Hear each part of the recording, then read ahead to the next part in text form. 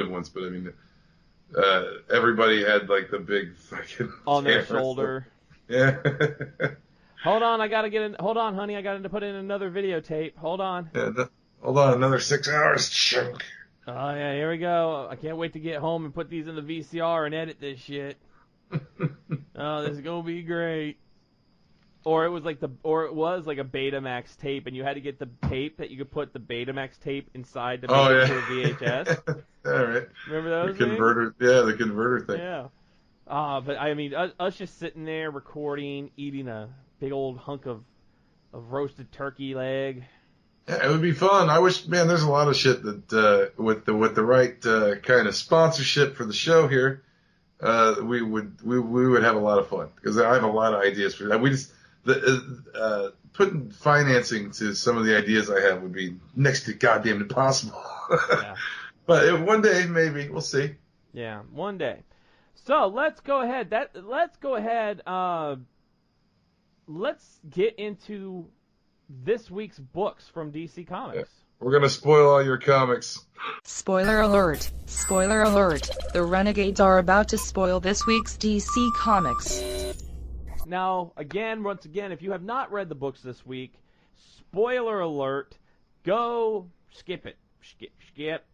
Pause it. Pause it, skip it. Come back and listen later. Yeah. Pause right now. This would be on your screen for the next, however long it takes you to read these books. And it should be a reminder to read. So let it blink. Let it blink at you and remind you that you got a show to listen to. Yes. All right. So, this week in DC. So, quite a few books. It was a big week. This was a big week with DC. This is one of my big ones, man. This is a lot of books I read. Let's go ahead and get one of the ones out of the way before we get into the ones that we both have pretty much been taking a look at. DC over the last couple of years, have had a big partnership with Hanna-Barbera. And you've had Future Quest, which is like Space Ghost, the Herculoids, Johnny Quest, all those characters. Yeah. And they've been making different type of books out of a lot of the Hanna-Barbera properties. They did one of Wacky Races, which was like a post-apocalyptic death race, like a Mad Max. The Flintstones. They got a Jetsons one coming out. I think Palmer and Palmiotti are doing. So this week they've unveiled the new Dastardly and Muttley comic book. And I read it, which is kind of interesting. Dastardly and Muttley were in the Wacky Races one. I guess this is like alternate. I guess a lot of these are alternate universes. Like there's like the Hanna-Barbera multiverse. They're like redesigned characters too, right? They look like they don't look like the old cartoony. No, I mean there's semblances. There's like semblances. So this one, Dick Dastardly, although in this one he's Colonel Atcherley of the United States Air Force, and his co-pilot Mutt, he calls him Mutt, are called in to survey. There was a big reactor explosion in this country, so they were sent in to kind of investigate and see what's going on. And the first part is Atcherley. He's pissed off because his co-pilot brought his dog. His dog's in the fucking plane with him. As I would. As you would. So they're flying over, and this drone flies by and sprays them with this gas, and the gas has like asterisks and swirlies and faces and smiley faces, and everything starts going like haywire. Everything starts turning like cartoony. And they have to eject, and next thing you know, I'm gonna call him Dick Dastardly. Fuck Atcherley. Dick Dastardly. He's in a hospital recuperating, and these two men who are kind of, I guess you could say like FBI or something like that, show up to talk to him, and he keeps asking him where his partner is, his co-pilot. And they say, oh, he's being held in another facility. And one of them keeps making Looney Tunes references. Because they mention that this drone has been seen in numerous cities, and they were caught in this gas that the drone passed over. so this FBI, he keeps talking, like he even mentions Elmer Fudd at one point. He says Dick Dastardly's acting wascally. He said, I'm not going to fall for the old bird seed under the boulder routine. Like a lot of Looney Tunes references. And then the ending of the book is Muttley shows up, and I guess the gas had fused him with his dog. So now he's half man, half dog. So he is the Muttley, and that's where it ends. I saw the cover of that, and I saw like that's why I wondered if they were like reimagined characters. Yeah, it's like a reimagine. I don't know where they're gonna go with it. I really don't know where they're gonna go with this. Yeah, I've only read one of those books. I read the first issue of Flintstones, and I didn't really care for that, man. I like it. I like my Flintstones. I like my Hanna-Barbera as Hanna-Barbera, and I like my comics as my comics. I don't know. I just don't get it. I guess a lot of people dig it though. A lot of people, they're selling them, I guess. I mean, it's just, yeah. It's just not what I would normally read. I'll put it that way. I mean, I guess the question is, where's my Space Ghost Coast to Coast? Space Ghost. There's some of those properties that could be made pretty cool, I guess. Yeah, I just don't know that Wacky Races translates well to it. I liked Wacky Races as like a Mad Max utopian death race. It was kind of like it was basically Mad Max mixed with Roger Corman's Death Race. That's what it was, and the character designs were actually really good. I liked the design of Dick Dastardly in that, and Penelope Pitstop looked really good. So yeah, I liked those, but it's for what it is, something out of the norm. I think it could be a fun book. We just got to see where it goes.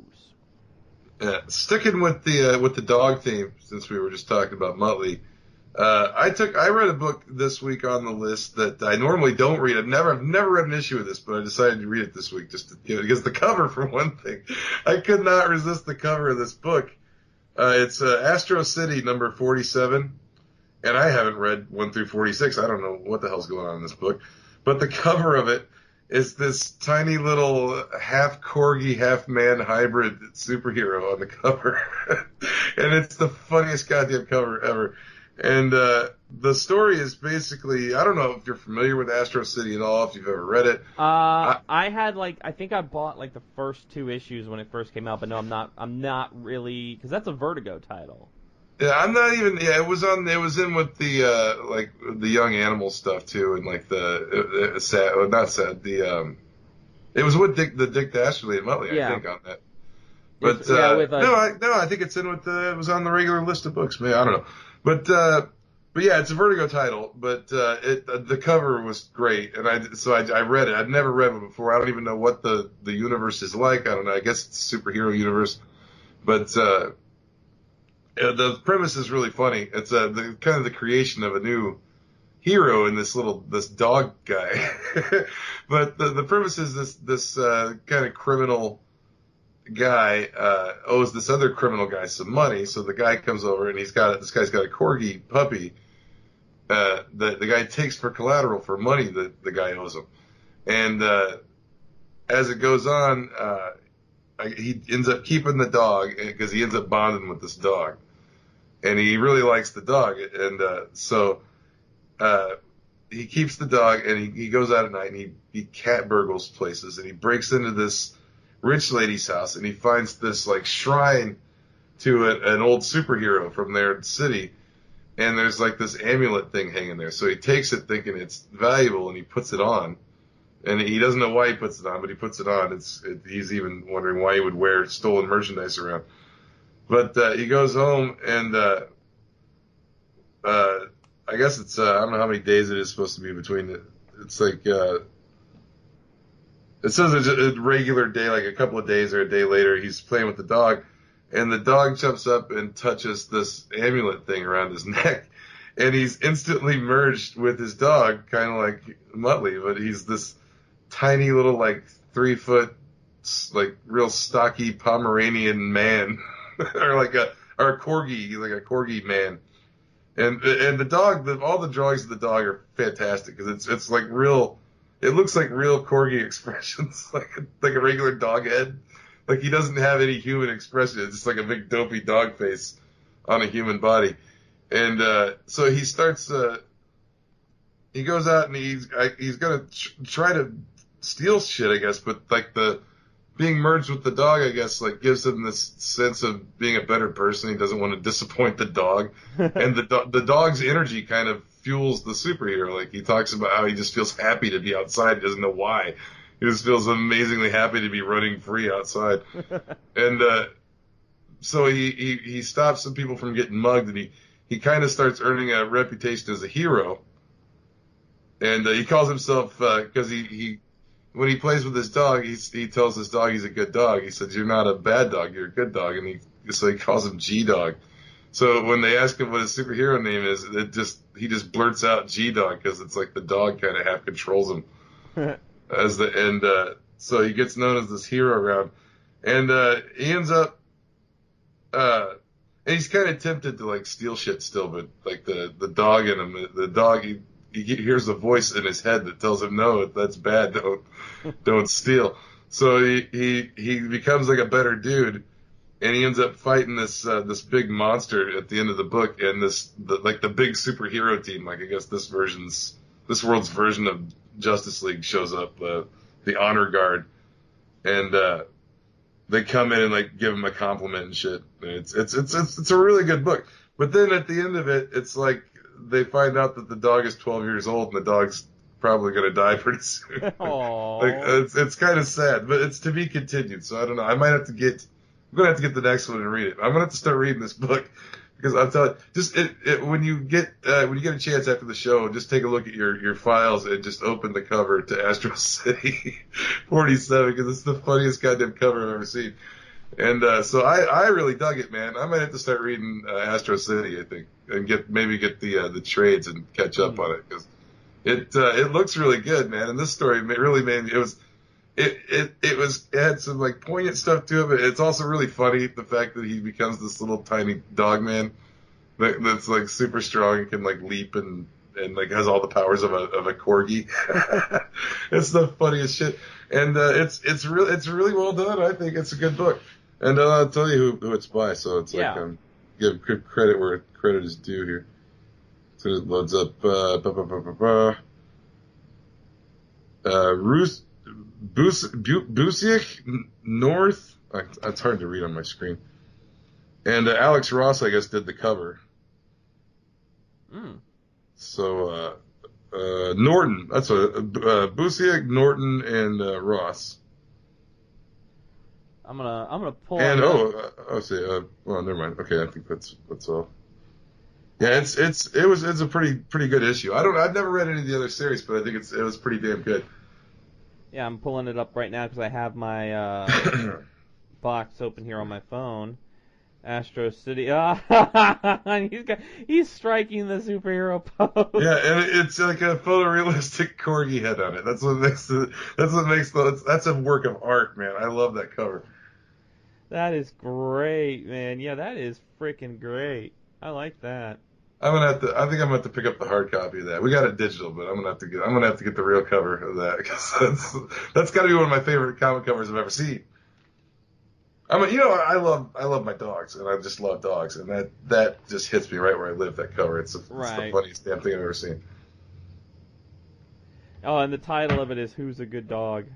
Yeah, it was a good one. I really like the story. And if it's continued next month, I might have to add that one to my regular hard copy list. Right. To be continued. Sure, he's in good shape for his age, but corgis only live about 15 years or so. Aww. Yeah, it's the ending's kind of sad, but I mean it's to be continued. Maybe maybe the human like life merging with the human will like increase his life expectancy. Hopefully, that would be cool. Who knows? But we both read Batman. I read Bane Conquest. Bane Conquest, I'm not real sure what's going on that one either, but it's a story where, I mean, we've just now started getting these, and I've missed like 5 issues of this, so I'm just starting reading from this issue. Bane is somehow teamed up with Catwoman, and they're in some sort of facility fighting some guys, and Catwoman kind of betrays him. And long story short, Bane's trying to get a hold of his guys in this place, and they're cut off, and then they end up catching the little. It's like a guy. It's like I don't even know who this